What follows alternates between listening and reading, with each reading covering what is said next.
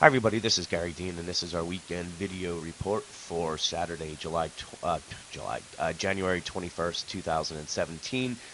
Getting this out on a Saturday, I'm actually feel like I'm getting a cold, so I didn't want to lose my voice or anything for tomorrow. But in the morning yesterday, I said that I was going to start building my short position, and it was going to be between the 2275 and the 2282. So we made it up to the 2277. I actually took mine at 2276. So it was a good fill. And it actually looked like that was the exact tick on the top side, and it came down. But towards the end of the day, we saw some buyers coming in, and I'm not really concerned about it because it was a half a position, and if they pop it up, then I'm going to look to fill that position. So if you're conservative, you can just put a stop just above the previous highs, and then look to reshort it if it goes up. I'm just going to layer it in, and my main reason is we have there's a good chance that we've already topped because we have one, two, three. This was four, and this 2282 was above this.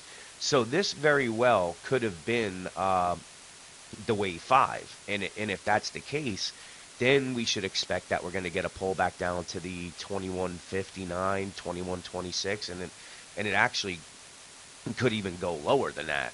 But right now, what I'm looking at is we have the five waves up, we have the bearish divergences. You can see momentum is kind of lagging right now.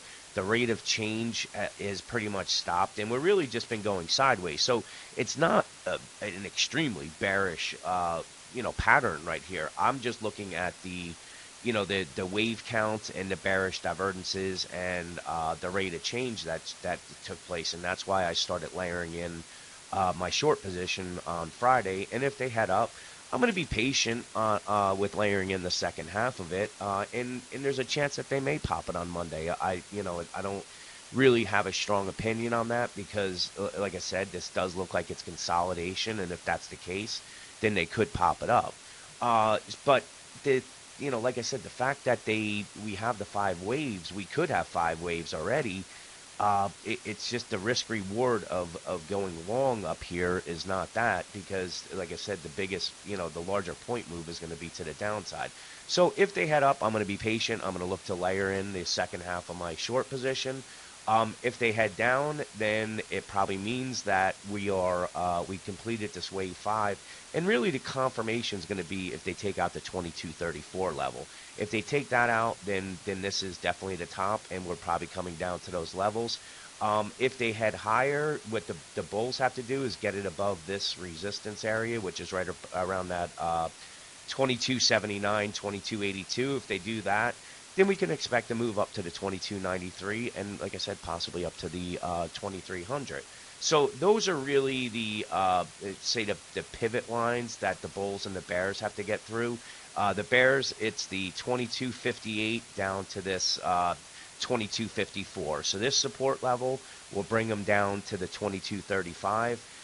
If the bulls can get it above this resistance area, then they're probably going to make a shot up to the 2293 or the 2300 level, and that's where I'll be looking to fill the rest of my short position. Now another reason why I'm shorting is we have this bearish wedge where we broke through it and came back up and hit the top of it, but we have these bearish divergences that are in place, and when you have these on a daily chart, like we've seen, you usually get really some decent pullbacks, and the fact that we have five waves up, there's a shot that we could go, lower than some people are thinking, and it may be even down to this 2091. But if you get short somewhere up here and it does come down to this, that's a good trade. So, that's another reason why I'm not interested on the long side are the bearish divergences on the daily.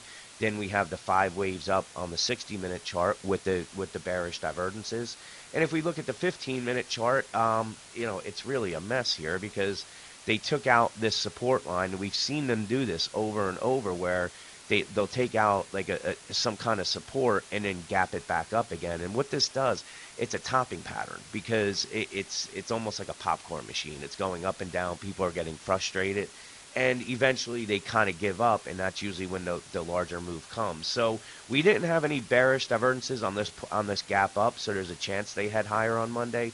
But like I said, if we start taking out this 22.58 and down to this 22.54, then we're going to see a much sharper move to the downside, and I think momentum will pick up. So I'm kind of open-minded for Monday. Like I said, though, there's more reasons to expect this market to go down, but they may have one more push up. We have to just wait and see.